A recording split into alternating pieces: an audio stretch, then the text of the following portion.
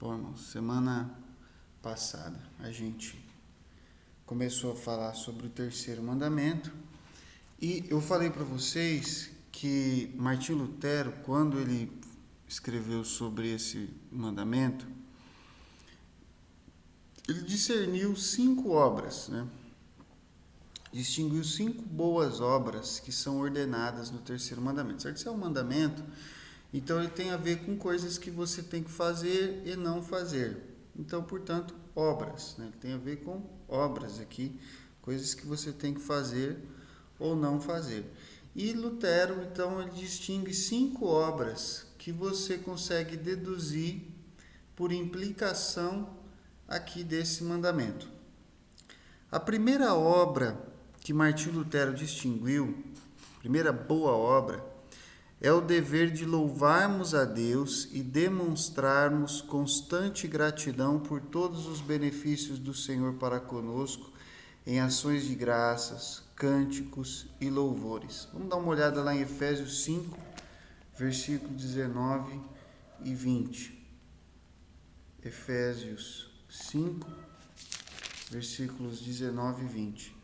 Falando entre vós, com salmos, entoando e louvando de coração ao Senhor com hinos e cânticos espirituais, dando sempre graças por tudo a nosso Deus e Pai, em nome de nosso Senhor Jesus Cristo. Então aqui, Paulo fala exatamente isso, olha, sobre entoar, isso significa cantar, né? Louvores de coração ao Senhor com hinos e cânticos espirituais. Então aqui tem o louvor, tem o cântico, dando sempre graças, tem ação de graças por tudo a nosso Deus e Pai, em nome do nosso Senhor Jesus Cristo. Bom, então existe sim nesse mandamento, você não vai tomar o nome do Senhor em vão. Bom, então como é que eu faço para tomar o nome do Senhor de uma forma que não seja em vão?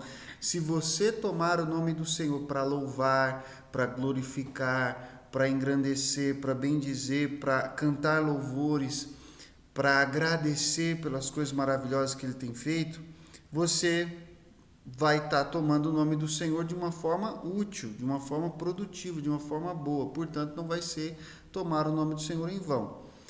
E você vai agradecer ao Senhor pelos benefícios dele. E como os benefícios do Senhor são sem conta, também o nosso louvor vai ser sem conta. Você nunca vai chegar no limite que você vai falar, olha, pronto, já agradeci por tudo. Não, porque Deus continua dando cada vez mais bênçãos e, portanto, te dando mais motivos para agradecer e para louvar e bendizer o nome dele. Então vamos dar uma olhada lá no Salmo 103.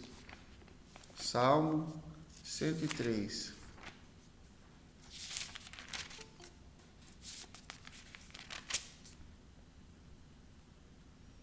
Que diz assim: bendize a minha alma ao Senhor, tudo que há em mim bendiga o seu santo nome. Bendize a minha alma ao Senhor e não te esqueças de nenhum só de seus benefícios. Ele é quem perdoa todas as tuas iniquidades, quem sara todas as tuas enfermidades, quem da cova redime a tua vida e te coroa de graça e misericórdia, quem farta de bens a tua velhice, de sorte que a tua mocidade se renova como a da águia. O Senhor faz justiça e julga a todos os oprimidos. Manifestou os seus caminhos a Moisés, seus feitos aos filhos de Israel. O Senhor é misericordioso, compassivo, longânimo e assaz benigno, não repreende perpetuamente, nem conserva para sempre a sua ira, não nos trata segundo os nossos pecados, nem nos retribui consoante as nossas iniquidades. Pois quanto o céu se alteia acima da terra, assim é grande sua misericórdia para com os que o temem. E aí ele segue descrevendo uma lista de bênçãos e de misericórdia de Deus imensa.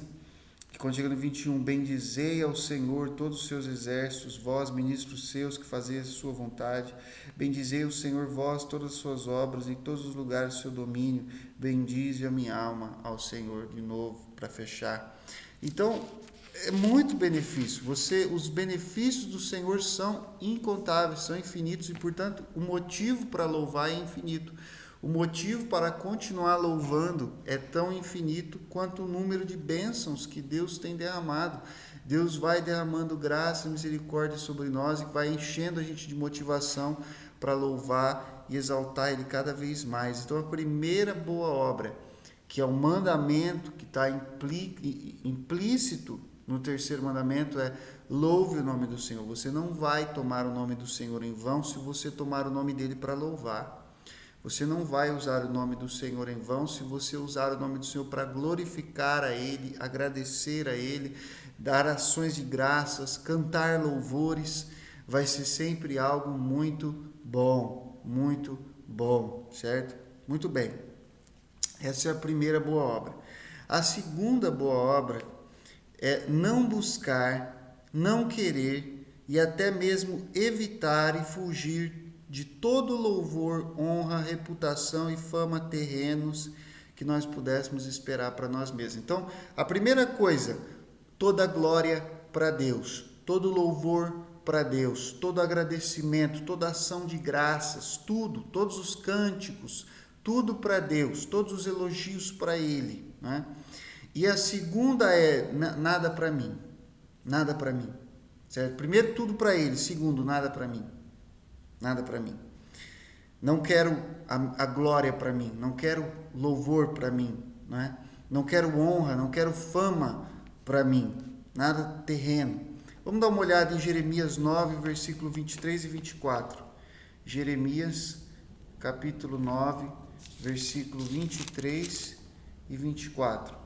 Assim diz o Senhor: não se glorie o sábio na sua sabedoria, nem o forte na sua força, nem o rico nas suas riquezas. Mas o que se gloriar, glorie-se nisto, em me conhecer e saber que eu sou o Senhor e faço misericórdia, juízo e justiça na terra, porque destas coisas me agrado, diz o Senhor. Então, nada para eu me gloriar. Ai, porque eu isso, porque eu aquilo, porque eu sou sábio, porque eu sou inteligente, porque eu sou bonito, porque eu sou rico, porque eu sou forte. Não, aqui nada disso. A questão é, Deus é misericordioso. A única glória minha é essa, que Deus tem misericórdia de mim. A única glória que eu tenho é essa, Deus tem misericórdia de mim. Deus me ama. Se tem alguma coisa, elogio para eu fazer para mim mesmo, é esse. Deus me ama. O resto, eu não tenho nada. Então, é um princípio. Está dentro desse mandamento. Toda glória a Deus, nenhuma para mim. Vamos continuar. João 5, 44. João 5, versículo 44. Que diz assim: como podeis crer, vós os que aceitais glória uns dos outros, e contudo não procurais a glória que vem do Deus único? Aqui Jesus pega e questiona os fariseus. Vocês não podem crer porque vocês estão procurando a glória uns dos outros. Vocês querem o reconhecimento dos homens, vocês querem a glória dos homens, e por isso vocês não podem crer, por isso vocês não conseguem crer, vocês não conseguem ter fé genuína, porque vocês não estão buscando a glória que vem de Deus, mas a glória que vem dos homens. E Gálatas 6, versículo 14. Gálatas, capítulo 6, versículo 14. Que diz: mas longe esteja de mim gloriar-me, senão na cruz de nosso Senhor Jesus Cristo, pela qual o mundo está crucificado para mim, e eu para o mundo. Ou seja, Paulo está falando, eu não tenho nada que me gloriar, eu não tenho nada que procurar elogio para mim mesmo, eu não tenho nada que procurar glória para mim mesmo. A única glória que eu posso ter é naquilo que Jesus fez. Ele morreu na cruz por mim, só, acabou, não tenho mais nada. Ele falou assim, mas você... Não, a única coisa que eu tenho realmente importante na minha vida não fui eu que fiz, foi Deus quem fez. Como que ele fez? Ele morreu na cruz por mim. Então, é muito importante essa segunda boa obra. Você não querer, não buscar, não procurar a glória humana.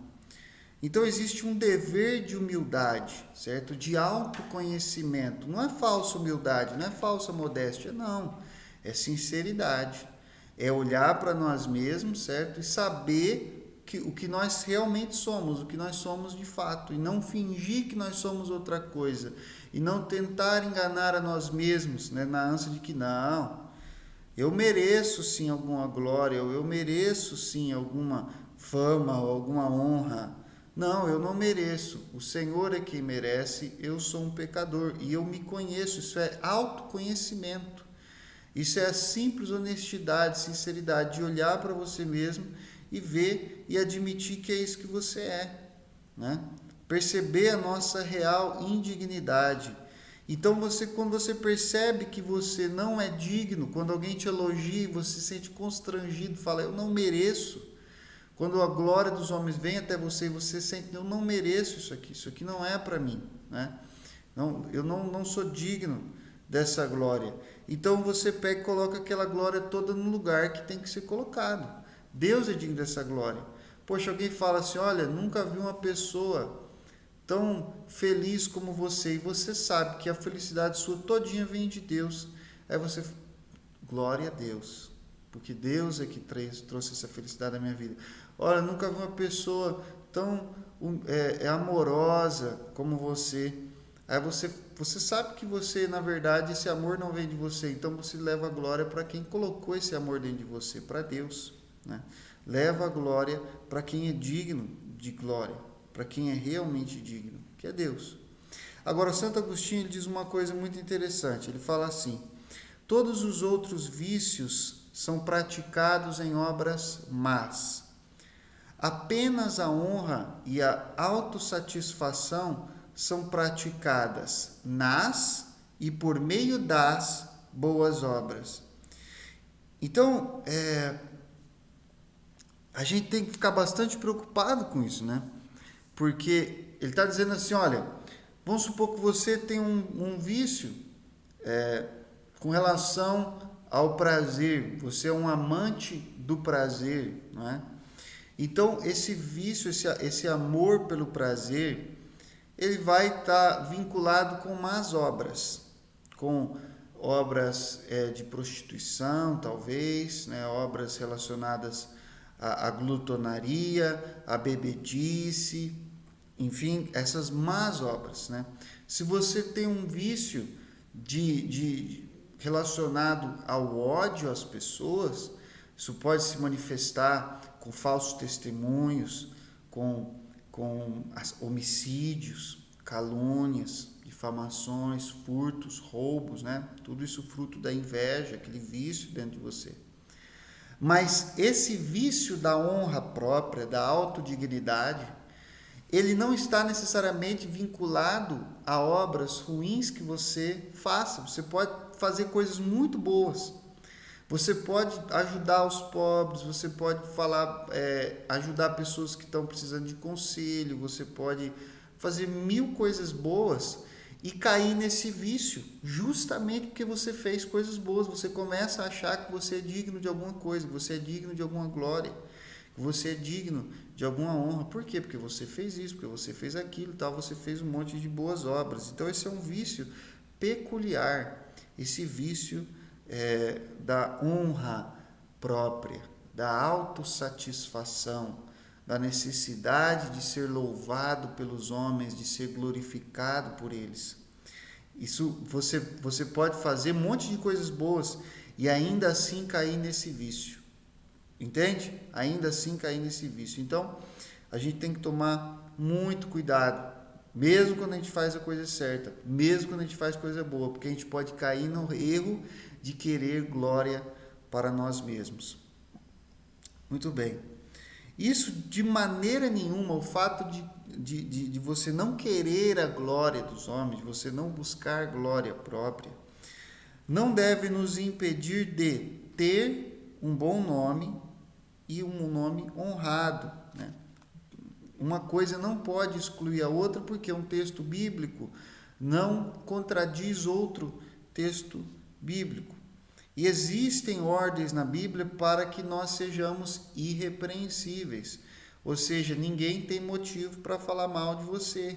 As pessoas naturalmente vão acabar falando bem de você, porque não tem motivos para falar mal, porque você está vivendo de uma maneira correta. Vamos dar uma olhada lá em Filipenses 2, versículo 15. Um pouquinho depois de Efésios. Filipenses 2, versículo 15. Para que vos torneis irrepreensíveis e sinceros, filhos de Deus inculpáveis, no meio de uma geração pervertida e corrupta, na qual resplandeceis como luzeiros no mundo. Então aqui, claro, Paulo está falando, olha, vocês têm que ser irrepreensíveis. Vocês têm que viver de uma tal maneira que o nome de vocês não esteja associado a nada mal, a nada ruim, a nada impróprio. mas a tudo que seja bom, correto, de boa fama, justo, etc. Né? E tem mais, vamos lá em 1 Timóteo 5, versículo 7. 1 Timóteo 5, versículo 7. Prescreve, pois, estas coisas, para que sejam irrepreensíveis. Aqui, Paulo manda Timóteo, na igreja que Timóteo estava pastoreando, fala assim, olha, você vai lá e você dá ordens para que as pessoas sejam irrepreensíveis, os crentes têm que ser irrepreensíveis. E ter paz, na medida do possível, ter paz com todo mundo gostar de você, na medida do possível, ou pelo menos não detestar você, é uma coisa interessante. Romanos 12, versículo 18. Romanos 12,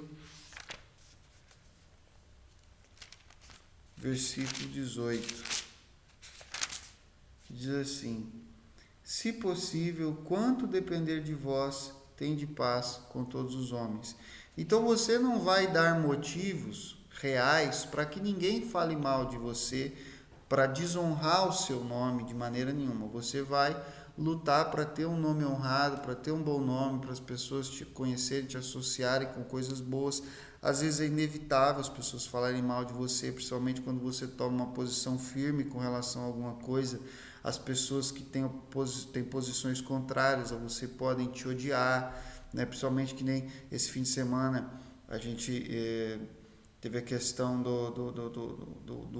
da marcha, da parada, sei lá o que, do orgulho gay, né? E eu me posicionei com relação àquilo ali e eu tive, assim, algumas pessoas que realmente me odiaram por causa daquilo. Bom, é inevitável, né? Mas na medida do possível você luta para não dar motivo real para ninguém. Agora, se a pessoa odeia o Evangelho, odeia a palavra de Deus, ela vai ter que nos odiar, porque o mundo odeia mesmo aqueles que amam Jesus, não tem o que fazer, né? Agora, a forma de manter o equilíbrio entre essas duas coisas, ao mesmo tempo que você tem um nome bom, que você tem um nome honrado, pelo qual as pessoas falam bem de você, e você não quer a glória dos homens, você não vive por isso não é realmente a sua motivação, ou aquilo que tem dentro de você, como é que eu mantenho o equilíbrio no meio disso? Né? Ao mesmo tempo eu tenho que lutar para ter um nome honrado e não querer a honra dos homens. Como que eu mantenho o equilíbrio no meio dessas duas coisas? Bom, eu dou toda a glória a Deus, né? Eu me vejo como servo de Deus. Confio em Deus e não na minha fama. Confio na palavra de Deus e não na minha fama. Não no que as pessoas dizem de mim. Isso não é o que me define, mas o que a palavra de Deus diz é que é importante para mim, né? E eu não exalto a mim mesmo. E nós temos que entender que qualquer que seja a honra que Deus depositou em nós, porque se você tiver um bom nome, se você conseguir ter um nome irrepreensível, que não é uma missão fácil, né? É um trabalho duro, mas se você conseguir ter um nome irrepreensível, uma reputação ilibada, se você chegar a isso, saiba que é uma dádiva de Deus para você, é a graça de Deus operando em você, e se Deus te deu essa fama, então Ele fez isso para que nós pudéssemos servir a Ele e ao próximo. Se Deus nos dá a graça de termos um bom nome, uma boa fama, onde a gente vive, o objetivo dessa fama que Deus nos deu é para servir e glorificar a Deus e ao nosso próximo. Vamos dar uma olhada lá em Mateus 5, versículo 16. Mateus, capítulo 5, versículo 16. Assim, brilhe também a vossa luz diante dos homens, para que vejam as vossas boas obras e glorifiquem a vosso Pai que está nos céus, certo? Para que vejam as vossas boas obras e glorifiquem o vosso Pai que está nos céus. Então aqui Jesus está claramente dizendo, olha, façam mesmo um monte de coisas boas, isso vai construir uma boa fama, as pessoas vão ver o bem que vocês estão fazendo e a glória vai toda para o Pai que é digno de glória. As pessoas vão glorificar ao Pai. Então você tem que trazer essa fama toda a serviço de Jesus. Você tem que colocar toda essa boa fama a serviço de Jesus. O nosso objetivo não é ter má fama. Esse não é o objetivo. Isso seria uma distorção se eu estivesse pregando isso. Eu não estou dizendo para você, olha, tenha uma má fama porque não é importante ter uma boa fama. Não, não é isso que a Bíblia diz. A questão realmente importante não é você ter uma má fama. A questão importante é que você tenha uma boa fama que sirva para a glória de Deus e que possa então fazer o seu próximo se aproximar de Deus. Agora tem uma coisa muito interessante nesse assunto que Lutero pontua, que é o seguinte: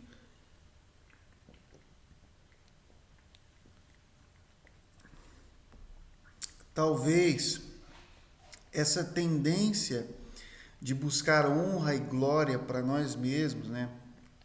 O desejo, a vaidade humana, porque o homem é vaidoso, né? O homem quer ter os louros sobre a cabeça dele. Quando alguma coisa boa acontece, o que a gente quer fazer? Associar o nosso nome com aquela coisa boa que aconteceu.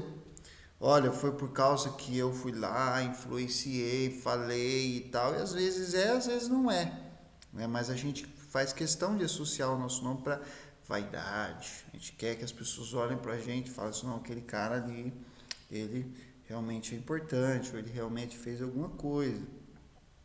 O desejo que a gente tem de reputação, de glória dos homens, né?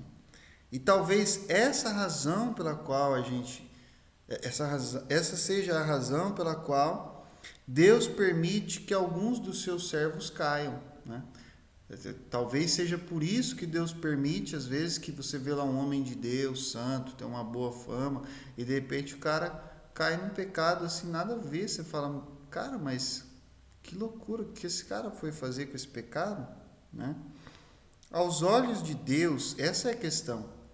Aos olhos de Deus, ele já estava caído por buscar aquela glória, pela vaidade dele. Ele estava usando o nome de Deus, tomando o nome de Deus de forma imprópria, porque ele não estava buscando a glória de Deus, mas a glória própria. Ao mesmo tempo que ele estava fazendo coisas boas, ele estava buscando a glória não de Deus, mas a dele mesmo. E esse pecado, aos olhos de Deus, é muito grave. Para você pode ser só um pecadinho. Por quê? Porque nós temos essa tendência de olhar para aqueles pecados que nós amamos, né, e diminuir a gravidade deles, né, justificar aos nossos próprios olhos aquilo que nós estamos fazendo. Então, como nós somos vaidosos, como nós somos os culpados pela vaidade, a gente tem a tendência de olhar para a vaidade com um olhar caridoso, compassivo para com nós mesmos, condescendente. Olha, eu sou vaidoso, mas, né, você sabe, né? Eu faço um monte de coisa também, então um pouquinho de vaidade não faz mal. Mas aos olhos de Deus, aquela vaidade é gravíssima. Você lembra que o mandamento falou assim, ó, não tomarás o nome do Senhor teu Deus em vão, porque o Senhor não terá por inocente aquele que tomar o seu nome em vão. Você percebe como para Deus esse negócio é seríssimo, é grave. Ele não vai deixar passar. Então Deus às vezes permite, a conjectura de Lutero é que Deus permite que o camarada caia num pecado, né, que vai acabar com a vaidade dele. Ele vai ser humilhado publicamente por causa daquele pecado. Então, ele vai se livrar do outro pecado, que era mais grave aos olhos de Deus, que era a vaidade. Se o homem cai e é envergonhado diante de si mesmo e dos outros, ele caiu sim naquela falta, mas ele se livra daquela outra falta que era muito pior, que era a falta da vaidade, da arrogância, da satisfação em si mesmo, né?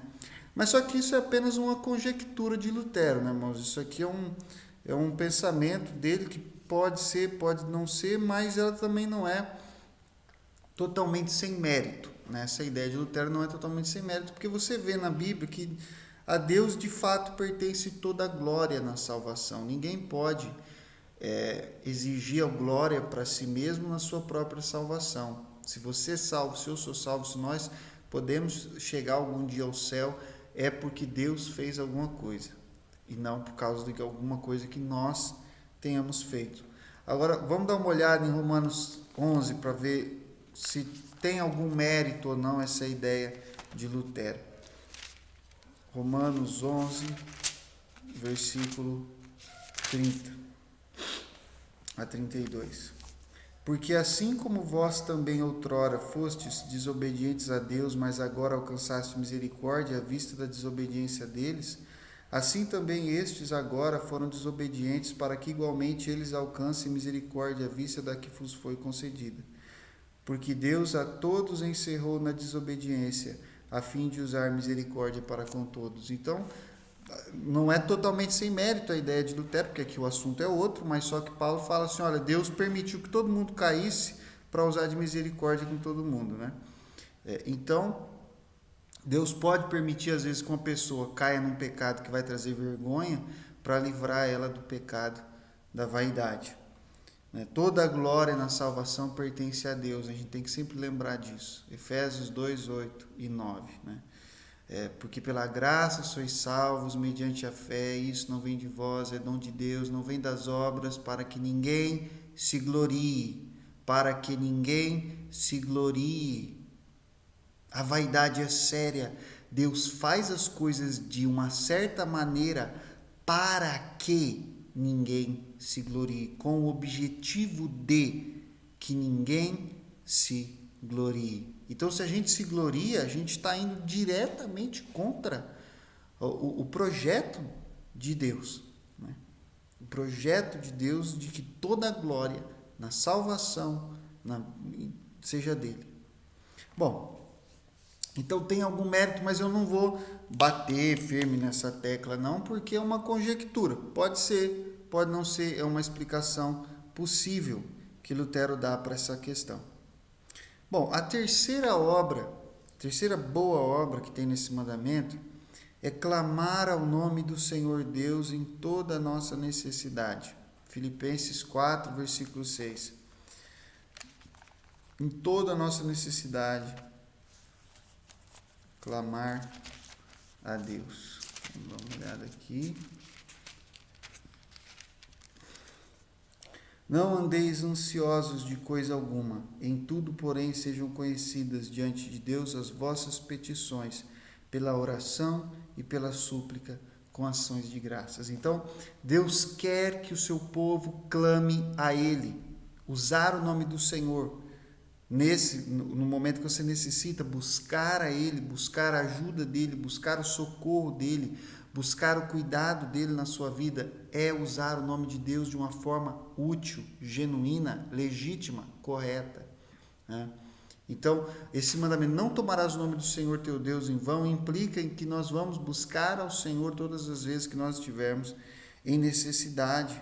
Ele diz, olha, não ande ansioso por coisa alguma, em tudo sejam conhecidas diante de Deus as vossas petições. Todas as nossas petições a gente traz elas diante de Deus, coloca diante do altar. Por meio do quê? Pela oração e pela súplica. Orando, suplicando, buscando, cumprindo o terceiro mandamento.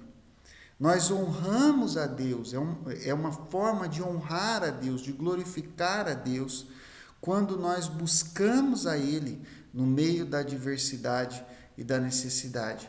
Vamos lá em 2 Crônicas, capítulo 7, versículo 14. Aliás, 13 e 14. 2 Crônicas, capítulo 7, versículo 13 e 14. Se eu cerrar os céus de modo que não haja chuva, ou se ordenar aos gafanhotos que consumam a terra, ou se enviar a peste entre o meu povo, se o meu povo, que se chama pelo meu nome, se humilhar e orar e me buscar e se converter dos seus maus caminhos, então eu ouvirei dos céus, perdoarei os seus pecados, sararei a sua terra. Que Deus promete, olha, se eu fechar a porta, mandar tribulações, situações difíceis sobre o meu povo, eu quero que o meu povo me busque. Eu quero que o meu povo me busque, que ele se humilhe, me busque, ore, né? Se converta dos seus maus caminhos e eu vou ouvir, eu vou atender a oração do meu povo.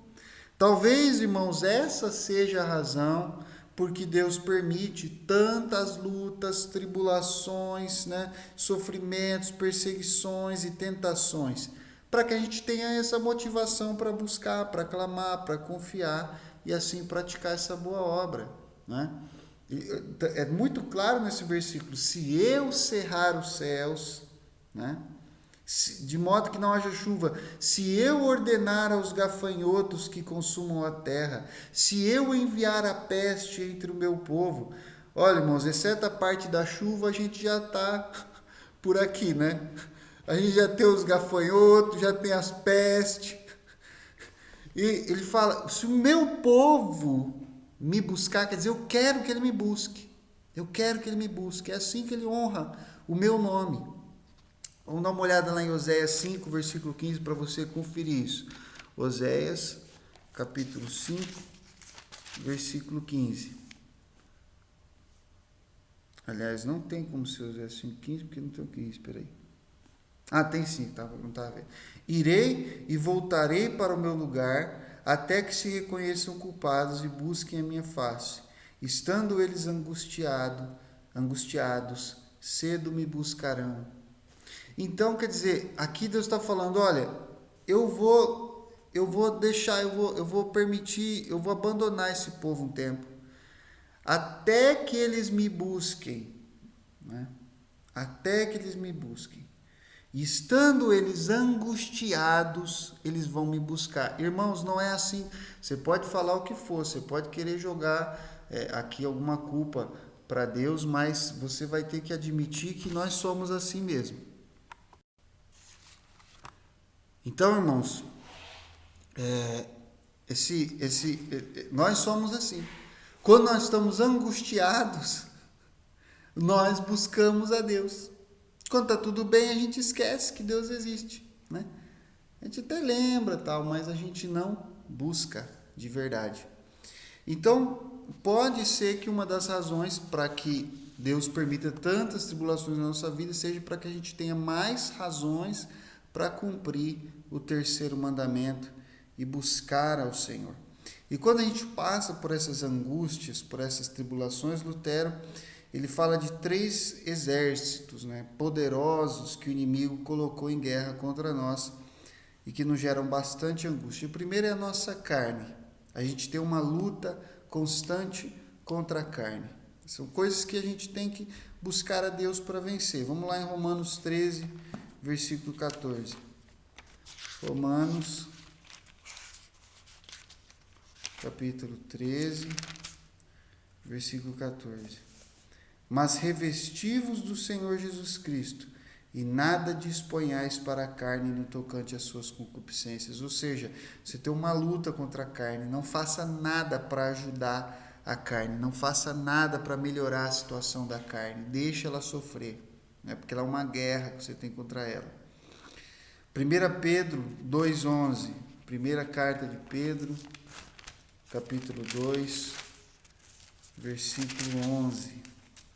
Esse versículo é muito importante, eu uso ele muito em aconselhamento. Então, se você vai aconselhar alguém, medite muito nesse versículo aqui.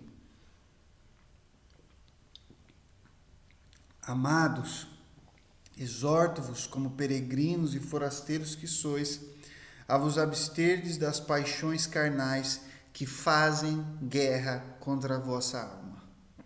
Então, existe uma guerra e os nossos inimigos, né, são esses. A carne é um desses inimigos. Vamos dar uma olhada também, o mundo é um inimigo que a gente tem que enfrentar. 1 João, capítulo 2, versículo 15 e 16. Não ameis o mundo, nem as coisas que há no mundo. Se alguém amar o mundo, o amor do Pai não está nele. Porque tudo que há no mundo, a concupiscência da carne, a concupiscência dos olhos e a soberba da vida, não procede do Pai, mas procede do mundo. Então, o mundo, a gente tem uma relação de hostilidade com ele. Não é para amá-lo, nem o que nele há, né? Mas se alguém ama o mundo, então não ama o Pai. Então tem uma guerra aqui com o mundo terrível. O que há no mundo? Concupiscência dos olhos, concupiscência da carne, soberba da vida. E o terceiro exército que a gente tem que enfrentar são os espíritos malignos. Vamos lá em Efésios, capítulo 6, versículo 12.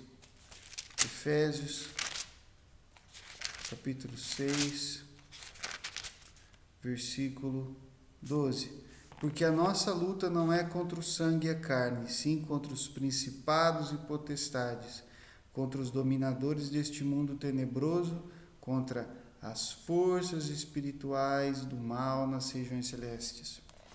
Então, a nossa luta é contra a carne, contra o mundo e contra essas forças espirituais do mal, contra os espíritos malignos que estão sempre nos atacando, procurando maneiras de vir contra nós. Bom, se nós estamos sempre sendo atacados por estes inimigos, então nós temos razão para estar sempre buscando ao Senhor por socorro contra as tentações que nós temos neles. Aqui em Efésios mesmo, eu li o versículo, capítulo 6, eu li o versículo 12, agora vamos dar uma olhada no versículo 18.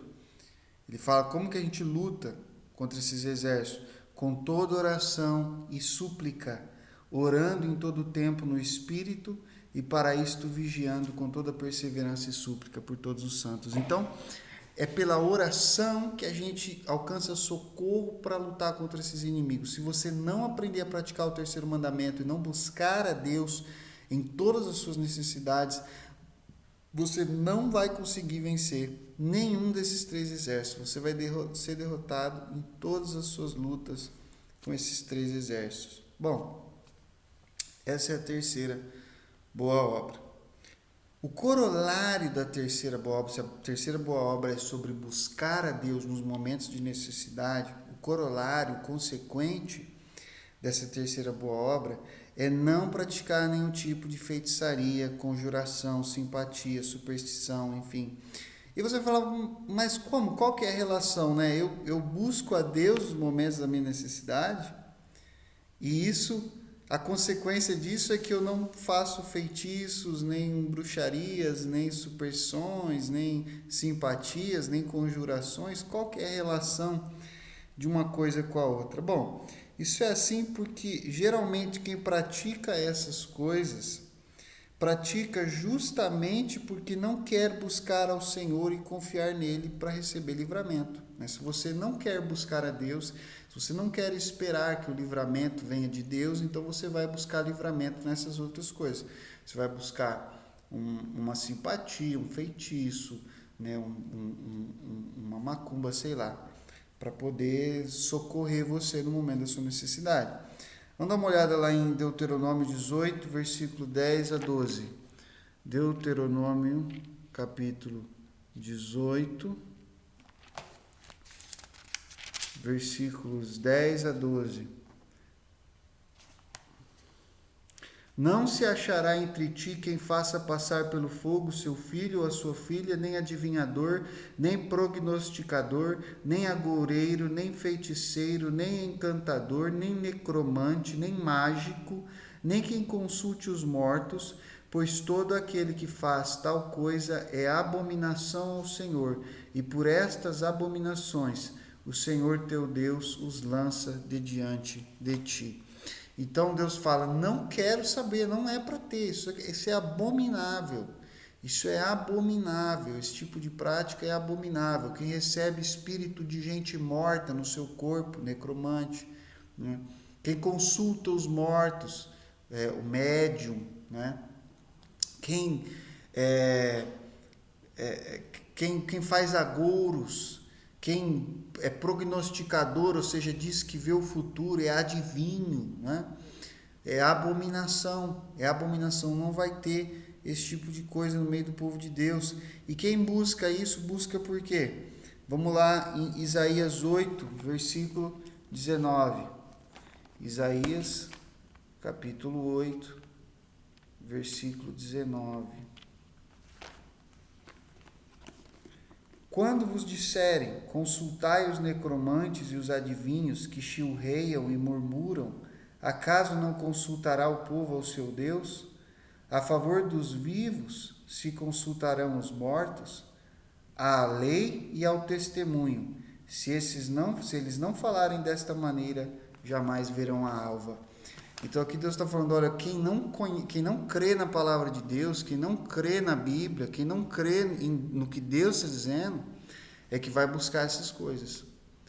Então se você busca cartomantes, gente que lê tarô, lê mão, né? Diz que descobre tudo da sua vida pelo tamanho do seu dedo. Além de ridículo, né? É pecado. E é um sinal de que você não confia em Deus, não vai buscar a Ele. Se você confia em Deus, você vai, busca o Senhor, busca a direção dEle, busca a palavra dEle, e isso basta para você. Você não precisa ir atrás dessas coisas, né?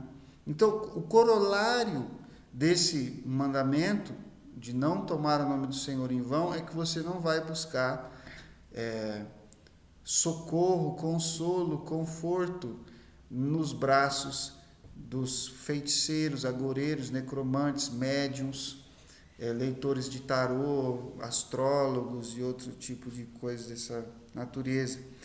Jeremias 27, verso 9, de novo você vai ver o mesmo padrão. Existe existe um contraste entre você buscar a Deus ou buscar os feiticeiros. Você não pode buscar as duas coisas ao mesmo tempo, né? Se você buscar os feiticeiros, significa que você não buscou a Deus de verdade. Se você buscar a Deus de verdade, você não vai buscar os feiticeiros.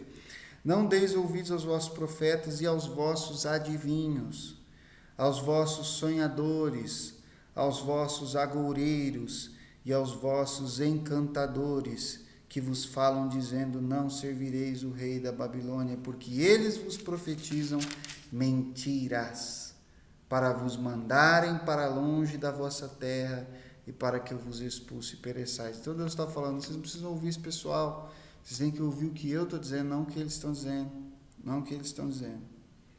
O homem que não confia no Senhor, nem busca ao Senhor, procura nessas coisas um escape, né?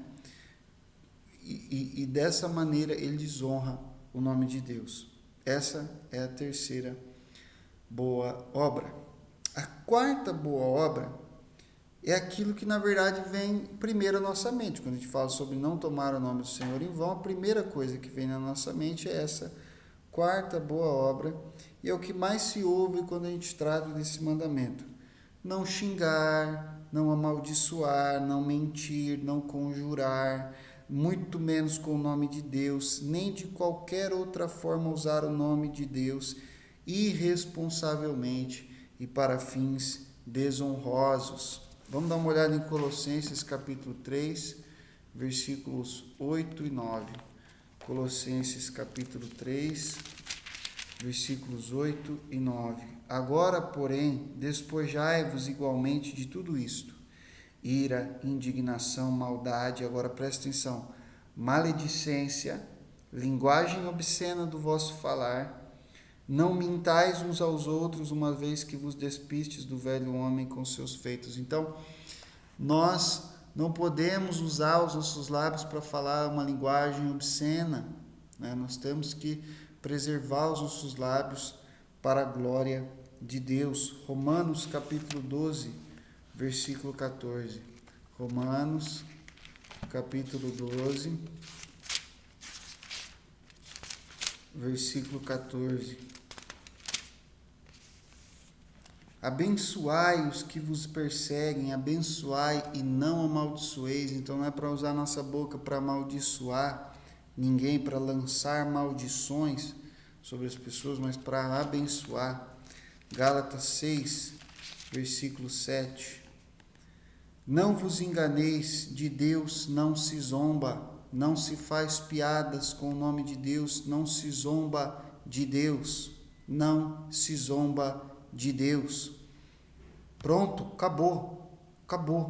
Não se zomba de Deus, né? De Deus ninguém zomba. Então essa é a questão simples, né? Que vem, a primeira coisa que vem na nossa mente quando a gente fala desse mandamento é essa obra de não fazer zombaria, não fazer maldição, não fazer conjuração com o nome de Deus.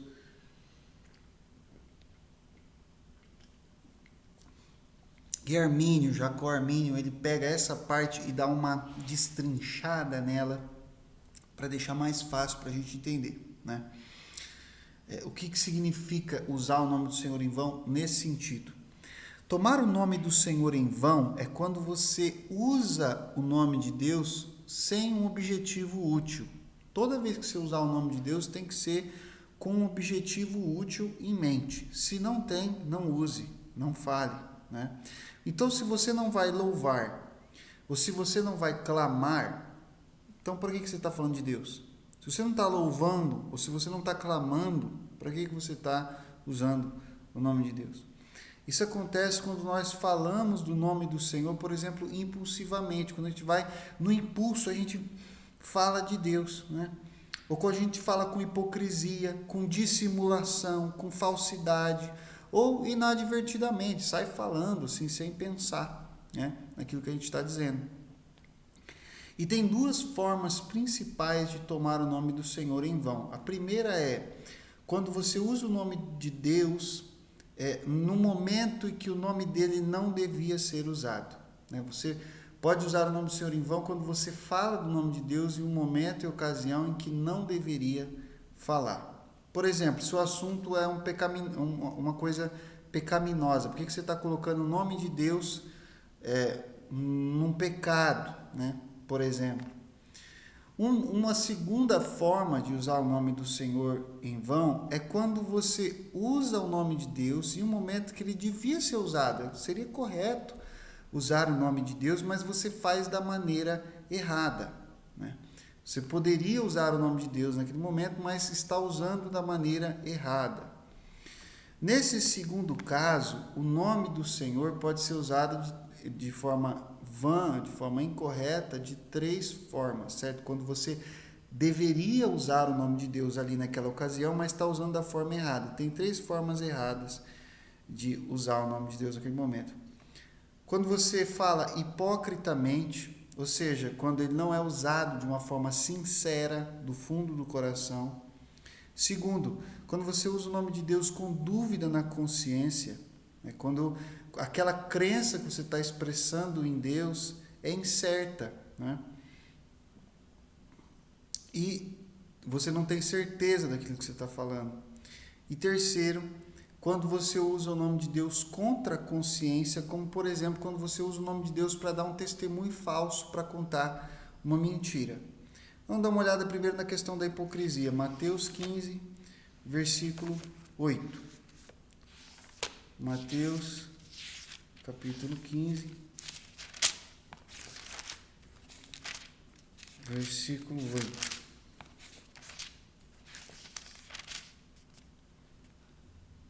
Este povo honra-me com os lábios, mas o seu coração está longe de mim. Então, qual que era o problema deles estarem falando o nome de Deus? É que eles estavam falando da boca para fora.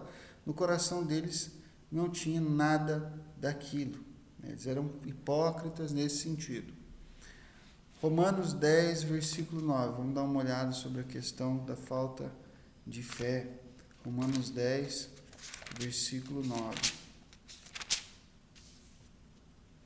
Se com a tua boca confessares Jesus como Senhor e em teu coração creres que Deus ressuscitou dentre os mortos, serás salvo. Perceba aqui que as palavras têm que corresponder com uma crença real dentro do coração, para que a pessoa seja salva. Se com a tua boca confessares que Jesus é o Senhor e em teu coração creres que Deus ressuscitou dentre os mortos, não tem como escapar disso. Se você confessa com a boca, mas não crê de verdade com o coração, qual que é a consequência lógica? Não será salvo, né? E Oséias 4, 2. Oséias, capítulo 4, versículo 2.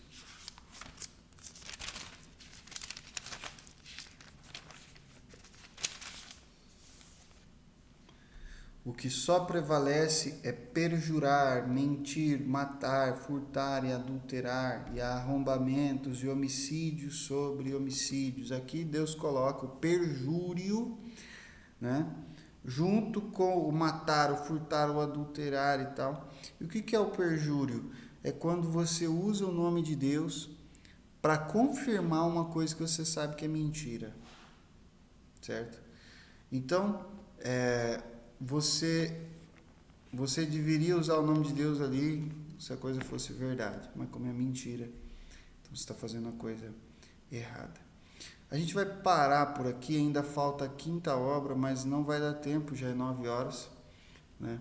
A gente vai parar por aqui, semana que vem a gente continua, se Deus quiser. Senhor, muito obrigado, Pai, por esta aula. Peço abençoa a vida desses irmãos. Enche-nos da Tua presença, do Teu Espírito Santo. Pai, para que nós possamos cumprir esse mandamento e assim honrar e glorificar o nome do nosso Deus, que é digno de toda honra, de toda glória, de todo louvor e toda adoração. Sempre louvando, exaltando e agradecendo ao Senhor por tudo. Em nome de Jesus. Amém.